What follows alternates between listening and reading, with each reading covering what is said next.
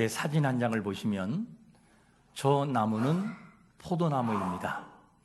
포도나무인데 저 포도나무는 어떻게 만들어지느냐? 포도나무가 줄기를 쫙 뻗어나가면 이거를 줄기를 잘라버려요. 잘라버리고 포도나무의 2마디 정도, 3마디 정도를 딱딱딱 잘라서 삽목, 땅에다 꽂는 겁니다. 땅에서 꽂으면 이렇게 잎이 나오고 뿌리가 내리게 되죠. 저것을 밭으로 옮기면 어떻게 되느냐? 다음 사진 볼까요? 바로 저렇게 되는 거예요. 그리고 자라서 열매를 맺고 주인을 즐겁게 만드는 것이 포도나무가 자라는 과정입니다.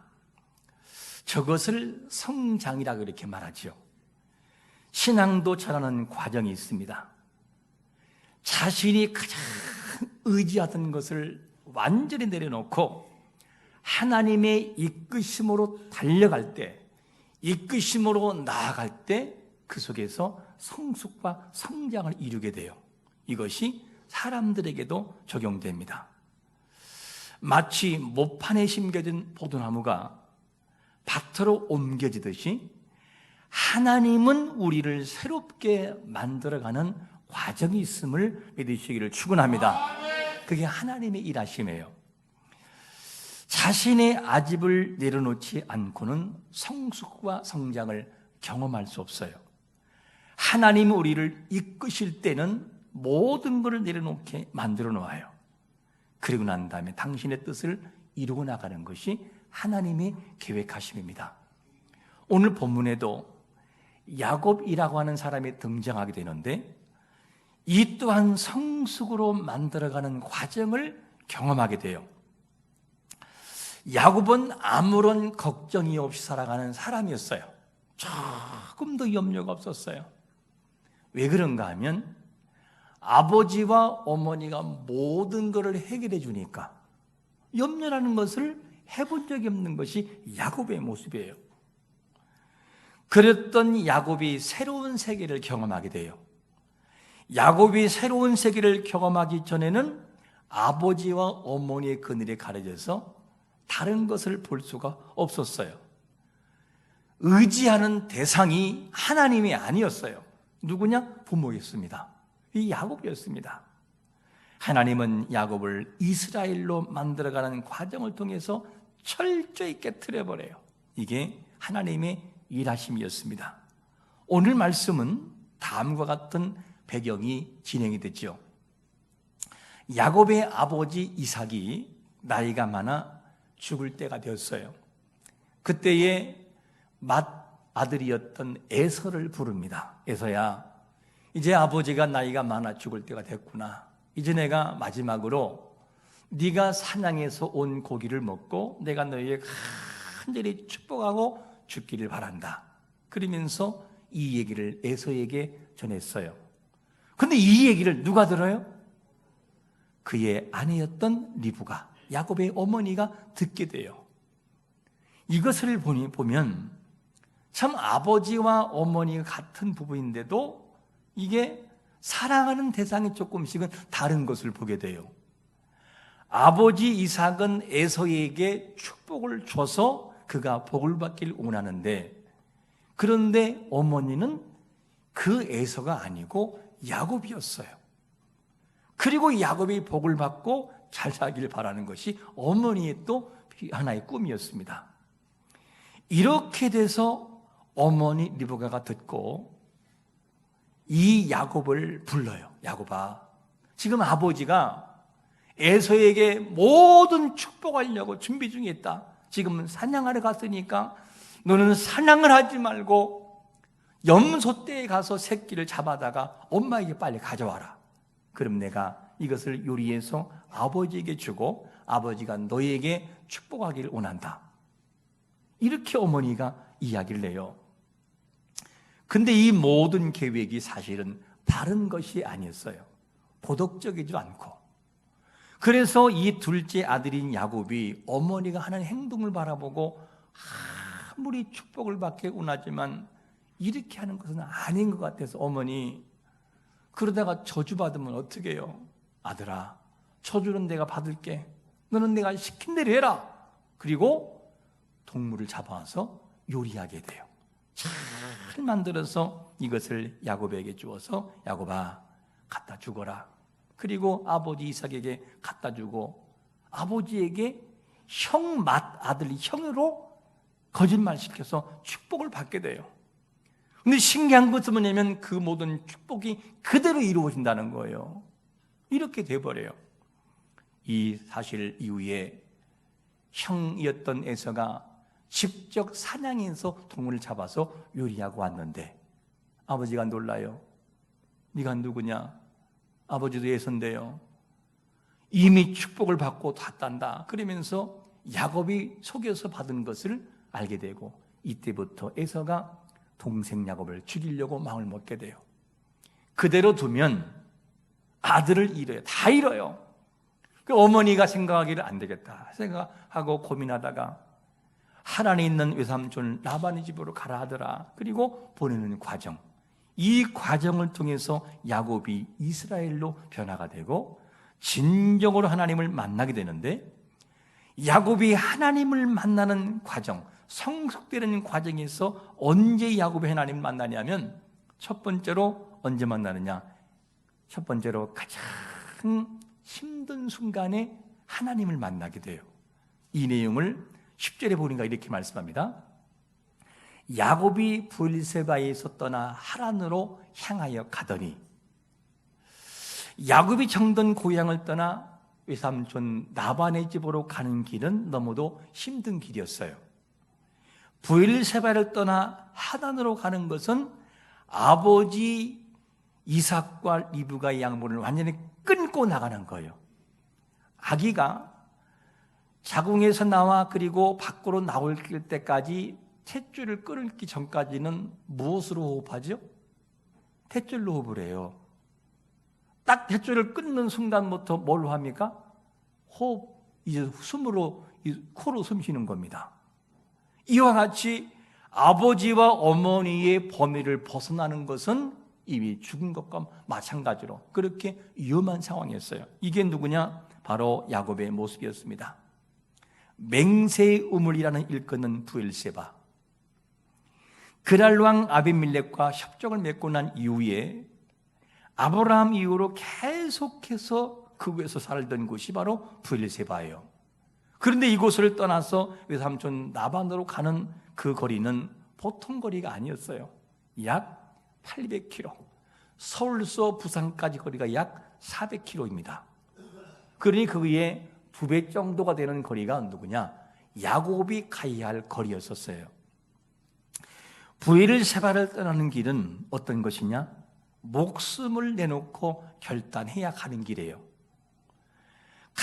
자신이 가장 의지하는 부모에게 떠나는 외로운 시간이었고, 부모의 그늘에서 떠나 스스로 헤쳐나가야만 되는 그 시간이 누구냐? 야곱이 걸어가야 되는 시간이었습니다. 자신의 결정에 따라서 죽을 수도 있고 살 수 있어요. 이것이 누구냐? 야곱 앞에 놓여 있는 삶의 모습이었어요. 야곱이 경험하고 있는 일은 하나님을 만나는 시간이었어요. 그 자체가 모든 시간이 하나님과 깊은 교제가 이루어지는 그 시간이 야곱이 겪고 있는 시간이었습니다.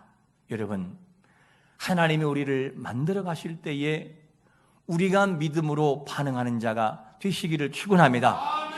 그것을 우리를 만들어가는 과정이기 때문에 야곱이 하나님을 만나는 장소를 뭐라고 소개하느냐? 본문 11절에 보니까 이렇게 소개를 해요. 한 곳에 이르러서는 해가 진지라 거기서 유숙하려고 그곳에 한 돌을 가져다가 베개로 삼고 거기에 누워 자더니. 자, 설명할 때 지금 야곱이 가는 그곳을 한 곳으로 표현하고 있는데 원문대로 하면 직역을 해보겠습니다. 원문대로 이렇게 돼요. 그리고 그는 그곳 안에 도착했다. 그리고 그는 그곳 안에 이렇게 표현되어요. 원문에서는. 그것이 어디냐? 바로 야곱에 도착했던 루스라는 지역이에요. 루스. 이곳을 후에는 베델로 칭하게 됐죠. 그런데 야곱이 도착한 루스는 우연히 만난 장소가 아니었고 불행한 장소가 아니었어요. 야곱에게 있어서 루스는 외로움의 시간이었고 아픔의 장소이긴 하나, 그런데 하나님을 만나는 장소가 루스란 장소예요. 우리가 만나는 루스는 어떤 종류의 루스인지를 한번 바라봐야 돼요. 내가 만나는 장소에서 느껴지는 루스는 어떤 장소일까? 하나님은 그 장소 속에서 우리를 치료하시고 만나시는 계획을 예비하고 있음도 믿으시기를 축원합니다. 야곱을 만들어가는 이 장소는 루스족 베델이 있는데, 우리가 가장 힘들어하는 시간에 하나님 우리를 만나준다는 것을 항상 잊지 말아야 돼요. 이를 볼 때 내가 가장 외롭고 힘든 시간을 보내는 그 장소가 우리에게는 루스처럼 다가올 수 있어요. 루스는 야곱을 성장시키는 장소였는데, 이 루스라는 것을 경험할 때 우리 마음 상태가 부정적인 마음을 흘러서는 안 돼요. 누구나가 다 루스를 만나는데, 그 루스라는 장소에서 꼭 가져야 할 마음이 어떤 마음이냐면 시편 121편 3절과 4절의 말씀이에요. 같이 읽어봅니다. 시작. 여호와께서 너를 실족하지 아니하게 하시며 너를 지키시는 이가 졸지 아니하시리로다. 이스라엘을 지키시는 이는 졸지도 아니하시고 주무시도 아니하시리로다. 이 말씀, 이 마음이 우리가 만나는 루스에서 항상 기억해야 돼요. 우리 하나님은 졸지 않고, 우리 하나님은 주무시지 않고, 하나님은 언제나 우리를 지켜본다는 거죠. 하나님은 두려워 떨고 있는 이 야곱을 사실은 안고 있었어요. 버려진 것이 아니고 그를 안고 있었고 그를 도우셨어요. 마치 암탉이 평아리를 품에 안고 있듯이 하나님은 야곱이 잠든 그 상황에서도 그를 보호하시고 지켜주고 계신 것이 하나님의 은혜였습니다. 이게 하나님의 일하심이었어요. 하나님이 야곱을 얼마나 사랑하는지를 야곱이 깊이 잠들었을 때에 일방적으로 찾아오시는 은혜를 보면 알 수 있어요. 어디냐면 본문 13절에 보니까 이런 말씀을 하잖아요. 또 본즉 여호와께서 그 위에 서서 이르시되 나는 여호와니 너희 조부 아브라함의 하나님이요 이삭의 하나님이라. 내가 누워 있는 땅을 내가 너와 내 자손에게 주리니. 이것이 지금 어디서 만나는 것이냐면 야곱이 지쳐서 잠들고 있을 때에 찾아오신 하나님께서 야곱에게 주시는 말씀이에요. 일방적인 은혜가 뭐지요? 야곱이 잠들어 있다니까요. 야곱이 깨어있는 것이 아니고 잠들어 있는데 하나님이 꿈에 찾아오셔서 그를 만나시고 야곱에게 주시는 메시지입니다. 이것이 하나님이 야곱을 깊이 사랑하는 모습이었어요. 야곱이 아버지와 어머니 곁에 있을 때는 한 번도 들어보지 못한 말씀이었어요. 야곱이 잘 나가고 잘 되고 먹고 살만할 때는 전혀 그 소리가 안 들렸는데, 야곱이 가장 힘든 시간을 보낼 때는 그 소리가 귀에 들리기 시작을 하고 마음 깊은 곳에 꽂히기 시작을 해요. 이게 야곱의 루스에서 만나는 하나님의 은혜였습니다. 우리가 살면서 신앙생활 할 때에 단계가 있어요. 교회에 나오지만 어떤 때는 구경꾼처럼 내 일이 아니야, 저거는 내 일이 아니고 다른 사람의 일이라고 그냥 구경하고 방관하는 모습으로 세월을 흘려보낼 때가 있어요. 그냥 그 시간이 그렇게 오랫동안 가는 사람이 있고, 어떤 사람은 짧은 시간을 보낸 사람이 있어요. 내 일이 아니고 저 사람의 일이고 다른 사람의 일이라고 생각을 합니다. 구경꾼의 자세, 체험이 없고 거듭남에 대한 경험이 없는 상태, 이론으로는 알지만 체험으로 알지 못하는 거듭남이 없는 상태, 그 상태. 야곱의 딱 그런 모습이었어요. 잘 나갈 때 하나님의 소리를 듣지 못하고 들리지 않았으나 그 루스라는 고통 현장 속에서는 하나님의 음성이 들리기 시작을 해요. 여러분, 우리에게 찾아오는 루스는 음성을 듣는 기회가 됨도 믿으시기를 축원합니다. 이 사실을 잊지 말아야 돼요. 우리가 만난 루스는 어떤 종류인지를 한번 볼 수 있어야만 돼요. 지금 내가 만나는 루스가 곧 하나님을 만나는 장소라는 사실을 항상 잊지 말아야 돼요. 그래서 우리의 슬픔 중에도 감사할 수 있어야만 됩니다. 여러분, 슬픔 중에 있을 때 감사하시기를 축원합니다. 야곱이 루스에서 잠을 자고 있을 때 하나님을 만나 주셔요. 찾아오셔요. 이것도 놀라운 기적인데 더 놀라운 것이 뭐냐면 다음의 말씀이에요. 15절 말씀을 같이 한번 읽어볼까요? 15절 시작. 내가 너와 함께 있어 내가 어디로 가든지 너를 지키며 너를 이끌어 이 땅으로 돌아오게 할지라. 내가 내게 허락한 것을 다 이루기까지 너를 떠나지 아니하리라 하신지라. 야, 이 말씀을 생각하면 마음에 뭉클해 옵니다. 하나님, 지금 야곱이 잘한 게 아니잖아요. 잘한 것이 아니고 형을 속이고 아버지를 속여서 벌어진 일 때문에 지금 형을 피해서 외삼촌 라반의 집으로 도피하고 있잖아요. 야곱이 무슨 말을 할 수 있죠? 뭘 말할 수 있냐고. 아무런 말할 수 있는 단계가 아니에요. 무조건 형에게 잘못했다고가 빌어도 지금 이미 때가 늦은 때에 있었어요.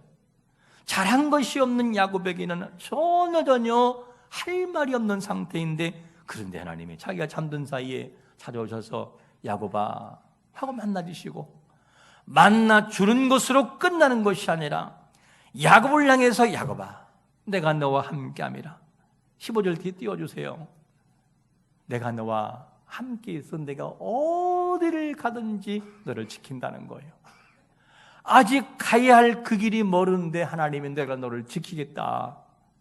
이 땅으로 돌아올 때까지 내가 너를 지켜주실 줄 거고, 내가 너에게 하고 싶은 것을 다 이루기까지는 절대 떠나지 않겠다고 하는 약속이 야곱에게 임하게 돼요. 여러분, 우리는 지금 야곱의 심정이 아니기 때문에 이것이 와닿지 않지만 저 모습이 우리의 모습이라면 어떻게 될까? 저 같으면 그냥 엉엉 울을 것 같아요. 막 울 것 같아요. 왜냐? 너무 지쳐있는 나에게 찾아오셔서 내가 너와 함께 한다고, 내가 너를 돕고 있단다, 절대 떠나지 않는다고 하는 음성이 들려보세요. 어떻게 했는가? 한없이 우리는 울고 말 거예요. 이것이 하나님이 야곱에게 주었던 말씀이었어요.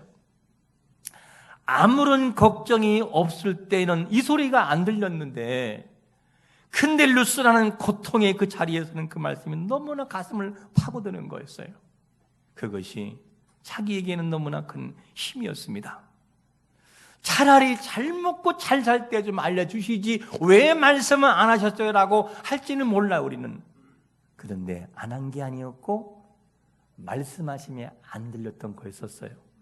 여러분, 그동안 듣지 못한 우리의 모든 귀, 닫혀있는 모든 마음들을 여는 역사가 있으시기를 축원합니다. 그래야 소리가 들린다는 거예요. 왜 인생들은 잘 나갈 때 안 들리고 아픔을 당하는 고통 속에, 루스의 아픔 속에서 소리가 들릴까? 참 이것이 인간들의 약함의 모습입니다. 오늘 많은 사람이 영적인 고갈 상태에 놓일 때가 많이 있어요. 안 믿는 사람은 말할 것도 없지만 하나님을 믿는 우리에게도 이 흠모와 갈등과 갈증 속에서 살아갈 때가 많아요. 소리가 들리지 않은 때가 있어요. 이유가 어디 있을까? 하나님과의 인격적인 만남이 없기 때문이에요. 인격적인 만남. 하나님과 교제가 없는 삶을 살아가면 인생은 불행해요. 여러분, 교회에 나오는 것도 우리에게 구원의 은혜이지만 그 거룩한 믿음의 공동체 안에서 하나님과 나와의 교제가 있는 자가 되시기를 축원합니다. 교제가 있어야 돼요. 교제가. 아버지라는 이름 부를 때마다 마음이 뭉클하는 상태, 아버지에게 속삭여 말할 수 있는 그 영적인 상태가 우리에게 있어야만 돼요. 아버지, 내가 당신을 사랑합니다라고 할 때 그분이 내 마음속에 다가와서 나도 너를 너무 사랑한단다, 내가 너를 너무 사랑한단다 안아주시는 그 하나님의 품을 느낄 수 있어야지요. 이것이 교제입니다. 코인하는 교제. 명목상의 그리스도인의 문의는 있으나 우리에게는 그리스도인은 뿐이지 참 그리스도인이 아닐 때가 너무나 많았어요. 루스라는 곳에서 그 소리를 듣게 될 때 그제야 알게 될 때가 참 너무나 많이 있습니다. 하나님을 믿는다고 하지만 그분과 교제가 전혀 없는 삶이 있다면 우리는 돌아봐야 돼요. 나는 하나님과 교제를 이루고 있는가? 하나님의 음성이 내 귀에 들리고 있는가? 나는 아버지라 이름을 부를 때마다 내 마음이 뭉클하게 다가올 때가 있는가를 우리는 깊이 생각할 수 있어야만 돼요. 왜 아버지를 아버지라 부를 수 없고 왜 아버지를 아버지 사랑으로 못 느끼고 살아가는가? 이거 현대인의 그리스도인들의 모습이 아닐 수가 없습니다. 여러분, 야곱은 형과 부친을 속이고 도망가는 처량한 신세에 있을 때 살아계시는 하나님을 인격적으로 만나게 됐어요. 오늘날 우리에게 다가오는 루스라는 곳에서의 아픔들이 곧 하나님을 만나고 인격적으로 대화하고 교제하는 그런 삶으로 나아가는 자리가 되시기를 축원합니다. 이런 만남 우리에게 있어야만 돼요. 너무도 큰 은혜를 경험한 야곱이 잠에서 자다가 깨어난 다음에 무슨 고백을 하는가? 두 번째로 바로 이런 고백을 합니다. 여기에 계시건을 알지 뭐라고요? 못하였도다. 16절에 보니까 이렇게 말합니다. 야곱이 잠이 깨어 이르되 여호와께서 과연 여기 계시기를 내가 알지 못하였도다. 야곱은 그동안 어떻게 살았느냐?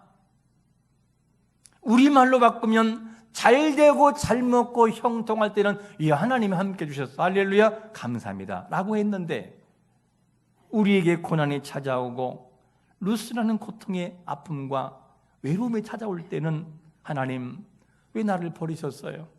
하나님은 왜 나를 사랑하지 않으시는가요? 라고 원망할 때가 많더라는 거예요.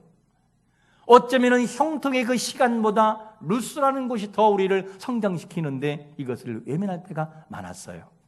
여러분, 루스가 찾아올 때 원망하지 말고 그 루스 속에서 하나님을 만나는 기회로 삼는 자가 되시기를 축원합니다. 우리가 만난 루스, 내가 서 있는 루스의 장소에는 어떤 사람은 막중한 책임을 느끼고 살아가는 사람도 있고 어떤 사람은 그리 중요해 보이지 않는 것처럼 보이면 살아가는 사람도 있고 어떤 사람은 대충 살아가는 사람도 있어요. 그런데 중요한 것은 뭐냐면 야곱도 루스라는 곳을 모를 때는 그냥 대충 살아갔어요. 하나님이 없이 살아갈 것처럼 느껴지는 것이 야곱의 삶이었어요. 그런데 하나님을 만나고 난 이후에는 생각이 달라졌습니다. 자신이 선 자리, 그 자리가 바로 루스, 하나님이 나와 함께하는 자리라는 것을 그제서야 알게 돼요. 여기 계셨구나. 그제서 그거를 알게 돼요. 평소에는 몰랐어요. 나와 함께 하시는 하나님이 내 곁에 계신 것을. 이것을 야곱이 고백합니다. 우리가 서 있는 바로 이 자리, 루스가 나와 함께 하시는 자리이고 내가 가장 고통스러워하는 그 자리가, 내가 정말 아파하는 자리가 바로 그 자리가 하나님이 나와 함께 하시는 루스의 자리인 것을 믿으시기를 축원합니다. 이 사실을 믿어야 돼요. 여호와가 과연 이곳에 계신 걸 내가 알지 못했다. 진정한 변화를 가져오는 것을 보게 됩니다. 우리가 서 있는 자리가 어떤 자리라 할지라도 루스처럼 다가오는 것은 다가올 때에 우리 마음이 빼앗기지 말아야 돼요. 우리에게 살아가는 삶 속에서 적게 부분적으로 다가오는 이 모든 루스 때문에 하나님이 너무나 크고 놀라우신 계획을 준비한 이 큰 비전을 잃지 말아야 돼요. 많은 사람들은 너무나 적은 루스 속에 빠져서 헤맬 때가 많아요. 일어서지 못하고 나갈 때가 많이 있습니다. 우리는 과감하게 떨칠 것은 떨치고 하나님이 예비하신 그 길을 걸어갈 수 있는 용기가 우리에게 있어야만 됩니다. 앞에 한번 사진 한 장을 볼까요? 저 사진은 독수리가 날고 있고 밑에, 그리고 위에는 까마귀가 그 등 위에 타고 날아가요. 유일하게 새 중에서 독수리를 다 무수하는데 까마귀만큼은 독수리가 달라들어요. 그런데 이 까마귀가 독수리의 등에 타고 날아갈 때 위에서 막 쪼아대요. 그러면 업어치기를 하듯이 싸우면 좋을 텐데 그렇게 안 해요. 독수리는 어떻게 하냐? 그냥 날아요. 쪼으려면 쪼아라. 그리고 계속해서 높이 올라가요. 높이 올라가면 뭐가 부족하냐면 산소가 부족해요. 그러면 자연적으로 까마귀는 떨어져 나가버려요. 무슨 말이냐면 우리의 인생 속에 찾아오는 누수, 이 적은 누수, 부분적인 누수가 높이 날아오르는 모든 단계, 그거를 잃지 말고 하나님이 우리에게 예비하신 놀라운 일을 잃어버리지 말고 날아가라는 거예요. 여러분, 적은 것 때문에 큰 거를 잃어버리지 않는 자가 되시기를 축원합니다. 큰 비전을 볼 수 있어야만 돼요. 우리는 가르치기를 해야 돼요. 다음 사진 볼까요? 저 사진을 보면 나무는 나무인데, 복숭아 나무인데 뭐가 많이 있냐? 너무 장가지가 많아요. 저 상태로는 상품성이 있는 열매를 맺힐 수 없어요. 맺기는 맺는데 그냥 동네 사람이 나눠 먹는 정도의 복숭아가 나오지 상품성 있는 복숭아는 나올 수 없어요. 나오기 위해서는 뭐 해야 되느냐? 가지치기를 해야 돼요.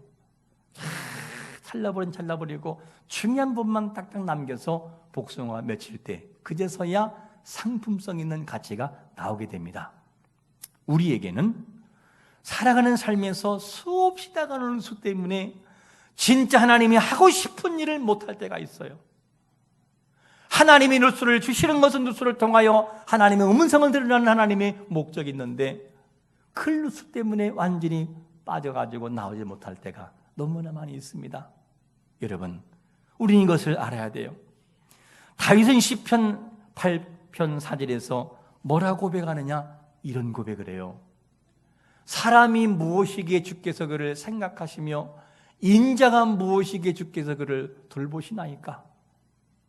다윗이 경험을 해보니 하나님이 우리를 돌보시고 생각한다는 거예요. 우리가 대체 뭐길래?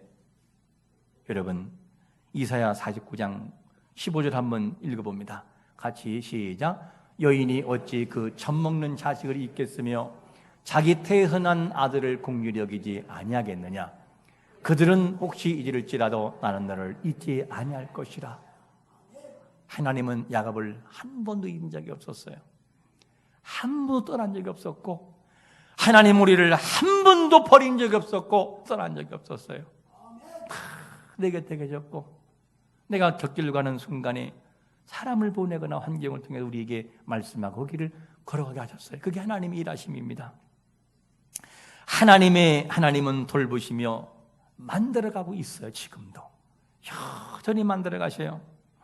오늘 우리가 기억할 말씀은 만들어가신 하나님은 지금도 우리가 만나는 누수를 통해서 우리를 만들어가고 있습니다. 그것이 우리에게는 고통의 세월일지는 몰라도 가장 정확한 때에 정확한 시기에 우리를 만들어가는 누수라는 사실을 잊지 말아야 돼요. 그 속에서 누수를 통하여 하나님의 음성이 나에게 들려지고 나를 성숙하게 만드는 역사가 우리 모두에게 있으시기를 예수 그리스도의 이름으로 축원합니다. 아멘.